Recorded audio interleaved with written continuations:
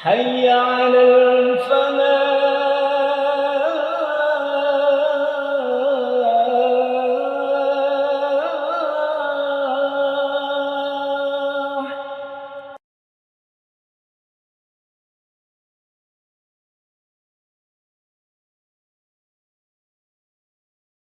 Assalamualaikum warahmatullahi wabarakatuh.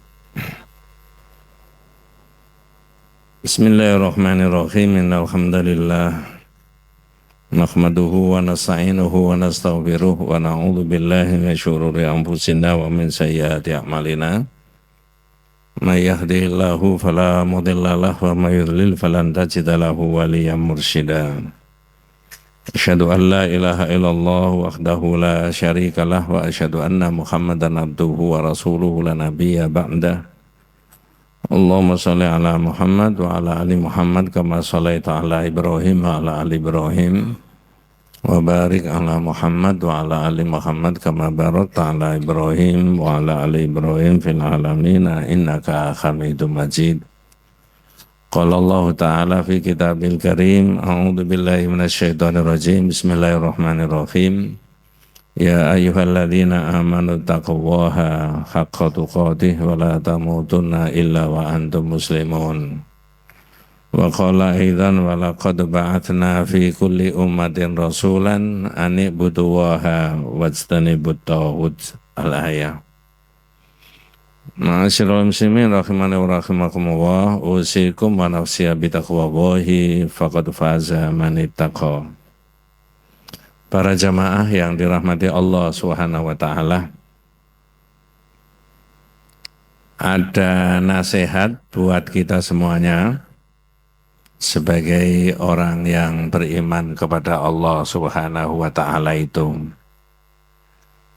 Nasihat itu dimulai dari pertanyaan, kemudian dijawab-jawab sendiri oleh penulis kitab Tauhid itu, sehingga jawabannya itu merupakan pedoman dan nasihat buat kita semuanya. Kalau pertanyaan itu saya ulangi di sini, tentu saja semua jamaah yang hadir maupun yang tidak hadir bisa menjawab. Tetapi perlu ada 1-2 penjelasan berkaitan dengan uraian itu tadi. Pertanyaannya begini, fa idza qila laka man rabbuka. Kalau ada orang yang bertanya kepada Anda, pertanyaannya itu siapa Rabbmu? Siapa Tuhanmu? Semuanya bisa menjawab. Tentu jawabannya adalah Rabbi Allah. Tuhanku itu Allah. Tapi nasihat itu dilanjut. Jawaban itu diberikan penjelasan. Fa'idha qila laka man rabbuka, kalau sampean ditanya atau orang tanya siapa Tuhanmu, maka jawablah Rabbi Allahu alladzi rabbani wa rabba jami'al alamina bini'amihi wa huwa ma'budi laisa li ma'budun siwahu wa kullu ma siwallahi huwal alam wa ana wahidum min dzalikal alam. Jadi agak panjang jawabannya. Yang panjenengan dan saya dikunci dengan jawaban itu. Bukan hanya manusia, tapi seluruh alam. Apa maksudnya? Kalau ada orang tanya kepada Anda siapa Tuhanmu, maka jawablah Tuhanku itu Allah. Yang mentarbiyah aku dan mentarbiyah seluruh alam. Rabbani wa rabba jami'al alamina bini'amihi. Yang mentarbiyah aku. Ternyata mentarbiyah itu maknanya adalah bukan hanya aku, tapi seluruh alam. Kalau seluruh alam berarti bukan manusia saja. Ya, bisa benda, bisa barang, bisa binatang, bisa tumbuh-tumbuhan. Mentarbiyah aku, mentarbiyah seluruh alam, maksudnya kholaqona, amadana, a'adana, rozakona. Yang keempat-empat itu selain daripada Allah pasti tidak bisa, Nabi sekalipun. Apa maksudnya? Yang menciptakan, yang mengatur, yang memberi pertolongan dan memberi rezeki. Wa huwa ma'budi. Allah yang demikian itulah yang ma'budi. Aku sembah. Laisa li ma'budun siwa. Tidak ada sesembahan selain dari Allah itu tadi. Oh, kalau begitu Pak Ustadz, dalam keterangannya, penjelasannya tadi, segala sesuatu yang ada di alam selain daripada Allah itu sudah diatur sama betul. Benda, barang, binatang. Entah berapa kali di mimbar ini saya menyampaikan air yang di depan saya, yang panjenengan konsumsi tiap hari, itu saja diatur sama Allah. Gimana ngaturnya? Miliknya orang kafir, miliknya orang Islam, miliknya orang munafik, miliknya siapa saja, itu ketika dituangkan mengalirnya ke bawah. Ketika dipanasi 100 derajat, air itu mendidih. Ketika di bawah 0 derajat, air itu beku. Yang bisa ngatur itu cuma Allah. Maka Allah lah yang satunya al-mustahiq lil ibadah, yang berhak untuk diibadahi. Oleh karena itu, yang dinamakan dengan hukumnya Allah itu ada dua, ada yang kauni, ada yang syar'i. Yang kauni itu mana Pak Ustadz? Ya alam semuanya ini Mas. Ya, yang kita lihat, yang kita saksikan, kita rasakan, kita dengarkan, itu sudah diatur dari Rabbani wa Rabba jami'al alamina. Yang syar'i yang mana? Yang ada di dalam kitab itu. Oleh penulis kitab Tauhid itu diterangkan hukum dan syariatnya Allah yang tertulis itu ada al-hukmu fil akidah, hukum dalam masalah akidah, keyakinan tentang eksistensinya Allah dan hubungan manusia dengan Tuhan, dengan Allah. Dua, al-hukmu fil ibadah, hukum dalam masalah ibadah yang kita lakukan sekarang ini. Tiga, al-hukmu fil muamalat, hukum dalam masalah pergaulan antar sesama manusia atau manusia dengan lingkungannya. Yang keempat, al-hukmu fil hudud wal qisas, hukum dalam masalah pidana dan perdata. Tentu saja tidak pada tempatnya kalau itu diterangkan dengan detail panjang lebar. Tetapi saya ingin beralih yang masih ada hubungannya. Apa itu? Orang Muslim, jenengan dan saya, kalau pakai coro Jawa itu diwanti-wanti. Jangan sampai terjebak pada tauhid. Karena tadi sudah bersepakat menyembah Allah satu-satunya. Karena selain daripada Allah tidak bisa menciptakan, tidak bisa mengatur, tidak bisa memberi pertolongan, tidak bisa memberi nikmat. Maka jangan mengarah kepada selain dari Allah yang oleh Al-Quran disebut salah satunya tauhid. Orang Islam, jenengan dan saya tidak boleh alergi bicara tauhid itu. Memang ada dasarnya di Quran. Saya bacanya dulu ayatnya, tadi sudah saya baca.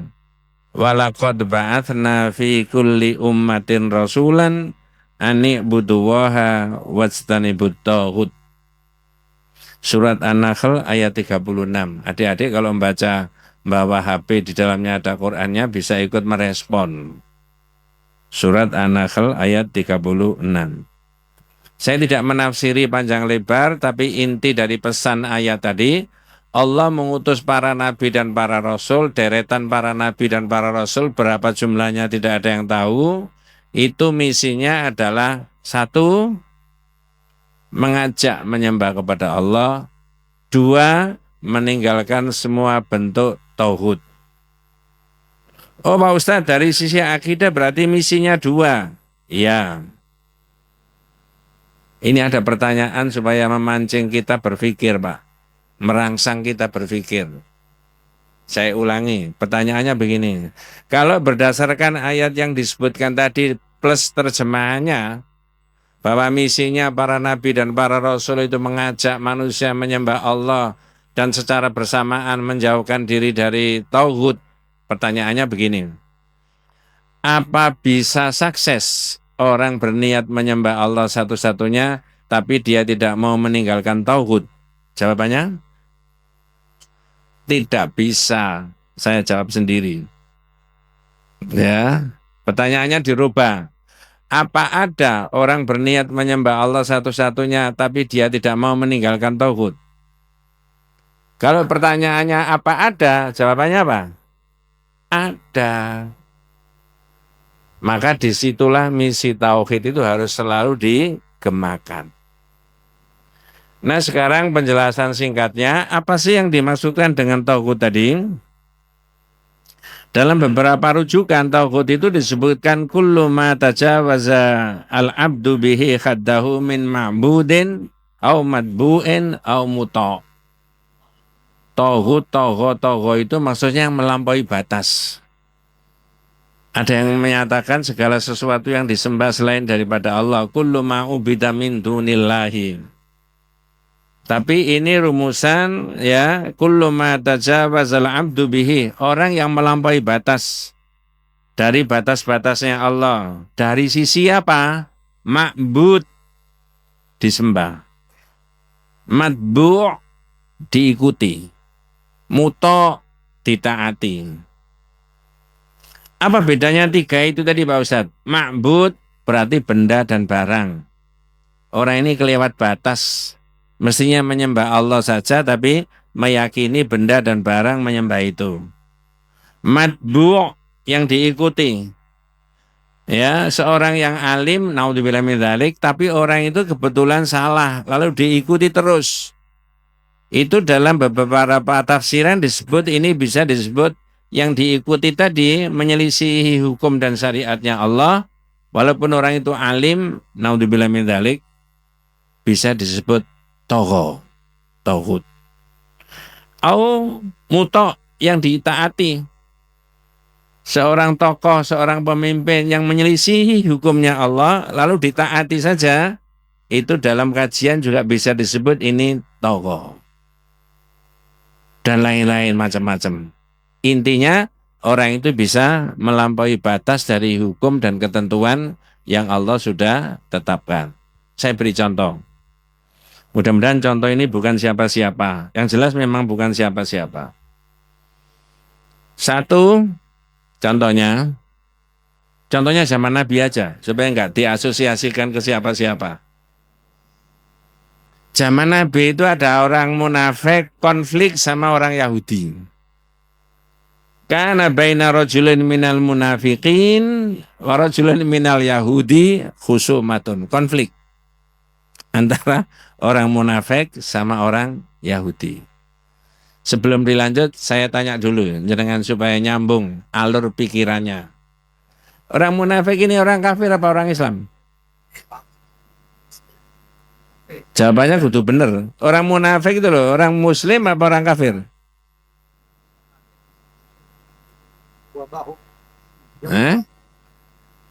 Saya ulangi.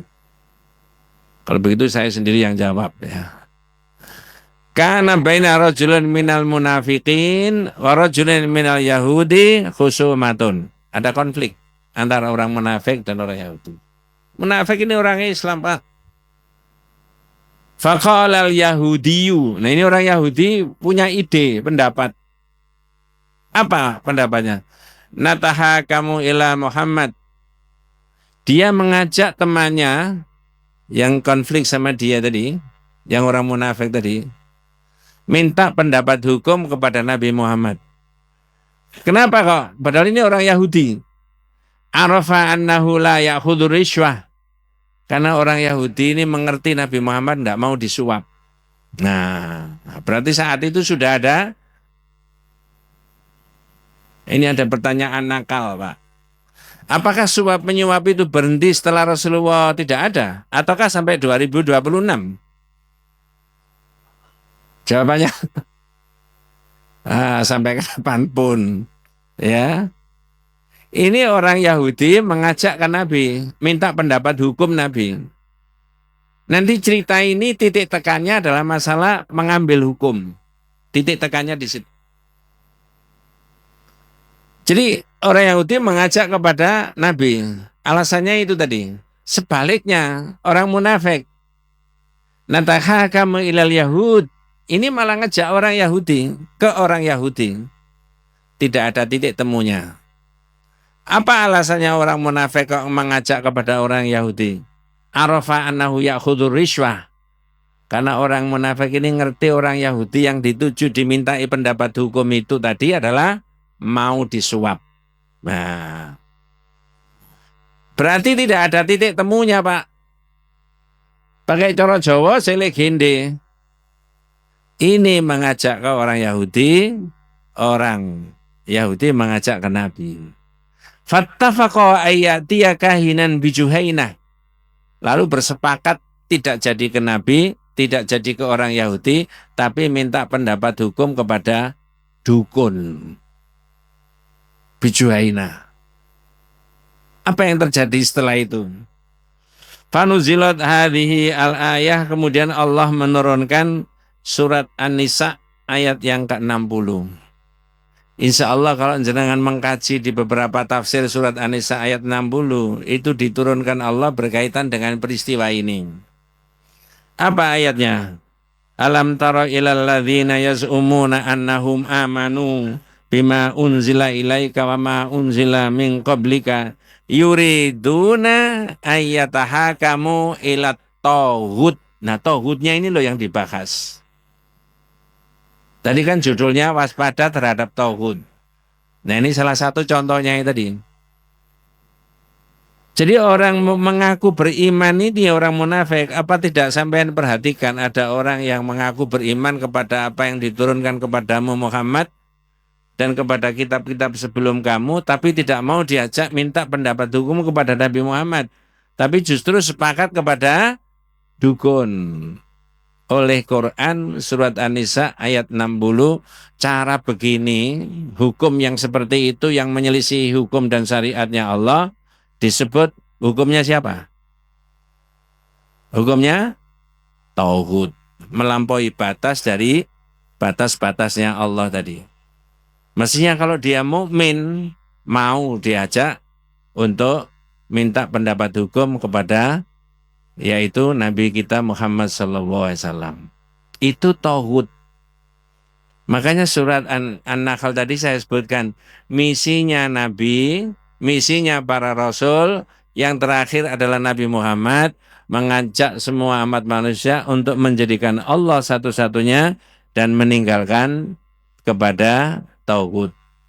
Sudah ketemu satu bentuknya tauhid tadi, yaitu at-tahakum ila ghairi hukmillah yukhalifu hukmallahi, yaitu berhakim kepada selain daripada hukumnya Allah yang menyelisihi hukumnya Allah Subhanahu wa taala. Berarti hukumnya tauhid. Padahal harus dijauhi itu tadi. Dua, mudah-mudahan tidak salah paham. Yang al-hakimul zalimul mughayyiru li hukmillahi. Mohon maaf, bukan siapa-siapa, nanti tak kasih contoh aja di Quran supaya tidak salah paham. Penguasa yang merubah-rubah hukumnya Allah, berlawanan dengan membuat hukum yang berlawanan dengan hukumnya Allah. Al-hakimul zalimul mughayyiru li hukmillahi. Siapa Pak yang dimaksudkan penguasa yang merubah-rubah ketentuan yang Allah sudah tetapkan lewat nabinya, lalu dirubah menurut seenaknya sendiri, menyalahi hukum dan syariatnya? Jawabannya cuma satu. Siapa? Fir'aun. Ini Fir'aun Mesir, Pak. Ya. Dari mana kita bisa mengetahui? Nah, adik-adik bisa membaca surat 20 surat Toha ayat 43. Idhaba ila fir'auna innahu tagha. Musa, kamu sama Harun sana pergi ke Fir'aun. Itu tauhid itu. Nah, begitu. Kenapa kok disebut tauhid? Nanti dijelaskan. Dan ayatnya tidak satu.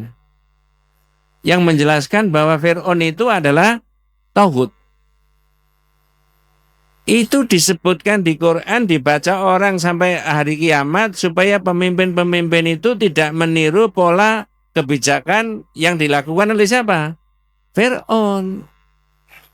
Nanti bisa kena itu tadi ayatnya tadi. Ya. Ayat yang lain lagi, surat 79 ayat yang ke-17, idhab ila fir'auna innahu tagha. Sudah 2 ayat yang dimajukan. Berarti Fir'aun itu berkali-kali disebut oleh Allah tauhid. Ada lagi, wa fir'auna dzil autad alladzina taghaw fil bilad taghaw. Kelewat batas, yang berbuat kesewenang-wenangan di dalam negerinya Fir'aun. Fa'aktsaru fihal fasad, lalu mereka banyak berbuat kerusakan di dalam negerinya Fir'aun sendiri. Tentu saja fasad yang dimaksudkan kerusakan, banyak kebijakan yang diambil oleh Fir'aun, tapi kemudian tidak berorientasi pada kepentingan rakyat yang dipimpin oleh Fir'aun. Sekarang saya bacakan pendapatnya Profesor Indonesia. Dulu ketika masih hidup disebut sebagai cendekiawan tentang Fir'aun. Jadi bukan kata-kata saya, itu tadi Quran. Ya. Dan Fir'aun itu disebut tauhid. Apa kata beliau? Profesor Dr. Nurholis Majid, cendekiawan Muslim Indonesia, dalam artikelnya yang berjudul Sikap Tiranik, menerjemahkan kata togo sebagai sikap tiranik, yakni sikap yang selalu ingin memaksakan kehendak kepada orang lain tanpa memberi peluang kepada orang itu untuk melakukan pertimbangan bebas. Berdasarkan tafsir dari Ibnu Katsir yang ditulis dalam Qisasul Anbiya, Fir'aun memiliki sifat-sifat sebagai berikut: angkuh, sombong, congkak, arogan, hanyut dalam duniawi, dan menolak untuk taat kepada Allah Subhanahu wa ta'ala. Ia memisahkan rakyatnya menjadi beberapa bagian dan menindas Bani Israel. Fir'aun juga menjadikan Bani Israel sebagai budak, ya, dan bekerja yang kasar. Jadi ini model yang kedua yang Allah sebutkan bahwa itu adalah bagian dari tauhid. Yang pertama tadi konflik antara orang munafik dengan orang Yahudi tadi. Lalu disebutkan di dalam Al-Quran sebagai itu tauhid. Ya. Yang berikutnya berkaitan dengan tauhid itu, Pak. Nah, sebelum dilanjut saya tanya dulu. Jenengan dan saya sudah pernah dan seringkali mendengar ada istilah setan? Jawabannya? Nah, pertanyaannya begini. Apakah setan itu terdiri dari jenis jin saja, ataukah terdiri dari manusia saja, ataukah kadangkala dari manusia dan kadangkala dari jin? Jawabannya? Bisa dari manusia, bisa dari jin. Tapi panjenengan ketika membaca ayat yang menerangkan setan itu ada dari unsur manusia, naudzubillah min dzalik, pikiran kita, hati kita, ujung jari kita tidak bisa dan tidak boleh diarahkan ke siapa-siapa. Tapi harus diyakini ada. Seperti ayat yang sudah sangat populer, sering kita baca. Alladzi yuwaswisu fi sudurin nas minal jinnati wan nas. Ada lagi yang sudah pernah saya terangkan. Ya. Wa kadzalika ja'alna likulli nabiyyin aduwan, kami jadikan pada tiap-tiap nabi itu musuh. Siapa musuhnya? Syayatinal insi wal jin. Setan-setan dari unsur manusia dan jin. Nah, kitab tauhid ini menulis salah satu bentuk daripada tauhid yang berbeda lagi. Beda dengan yang pertama, beda dengan yang kedua tadi. Apa? Asyaitanud da'i ila ibadati ghairillah. Setan bisa dari manusia, bisa dari jin, yang mengarahkan, menulis, memikir, meng-share supaya orang itu jauh daripada Allah Subhanahu wa taala. Berarti jenengan dan saya kalau nulis, kalau bicara, kalau kirim berita dan sebagainya harus hati-hati. Jangan-jangan ini provokasinya setan, karena di kitab itu asyaitanu da'i ila ibadati ghairillah. Setan yang mengajak dan mengarahkan, membimbing, memprovokasi untuk supaya orang jauh dari Allah dengan berbagai macam bentuknya. Itu bisa disebut tauhid. Di dalam surat Yasin yang panjenengan sudah hafal, alam a'had ilaikum ya bani Adam alla ta'budu syaitan innahu lakum aduwwum mubin. Bukankah aku telah memerintahkan kepada kamu wahai seluruh Bani Adam supaya kamu tidak menyembah setan, ya? Karena sesungguhnya setan itu adalah musuhmu yang jelas. Kalau tidak boleh menyembah setan, menyembah siapa? Terusnya ayat saya rasa gampang, wa anibuduni. Ibadah saja kepada saya. Ya. Hadza siratum mustaqim. Dengan cara itulah kamu menempuh jalan yang apa? Yang lurus. Maka orang harus waspada. Kemungkinan di kanan kiri kita, di dalam pikiran kita, di dalam ucapan kita dan sebagainya, mengarah kepada kemungkinan itu provokasinya, dan itu pikirannya yang menyimpang dari hukum dan syariatnya Allah tadi, yang disebut dengan apa? Tauhid. Jadi istilah tauhid itu milik kita, harus kita terangkan kepada umat dan masyarakat. Variasinya banyak sekali. Yang inti maknanya tadi, ya, kullu ma tajawaza bil abdu khaddahu, orang yang melampaui batas dari hukum dan ketentuannya, min, ada 3 tadi. Ma'bud, disembah, bisa benda, bisa barang, bisa siapa, benda. Madbu, yang diikuti, ya, seorang yang alim, tapi naudzubillah min dzalik kebetulan salah lalu diikuti saja karena faktor A, faktor B, faktor C, faktor ini dan sebagainya. Muto, yang ditaati, bisa siapa saja, fenomenanya seperti yang disebutkan tadi. Salah satunya disebutkan di dalam Al-Quran adalah Fir'aun. Idhab ila fir'auna innahu tagha. Inilah variasinya penjelasan mengenai tauhid syahadat la ilaha illallah Muhammadun Rasulullah tadi. Insya Allah nanti kita dilanjutkan dengan pembahasan nifakul akbar, munafik besar. Jenengan mestinya tanya Ustadz, kalau ada munafik besar berarti ada munafik kecil. Mudah-mudahan panjenengan dan kita semuanya senantiasa diberikan rahmat barokah hidayah Allah Subhanahu wa taala. Hadanallahu wa iyyakum ajmain. Kita tutup dengan doa kafaratul majlis. Subhanakallahumma wa bihamdika asyhadu an la ilaha illa anta astaghfiruka wa atubu ilaik. Assalamualaikum warahmatullahi wabarakatuh.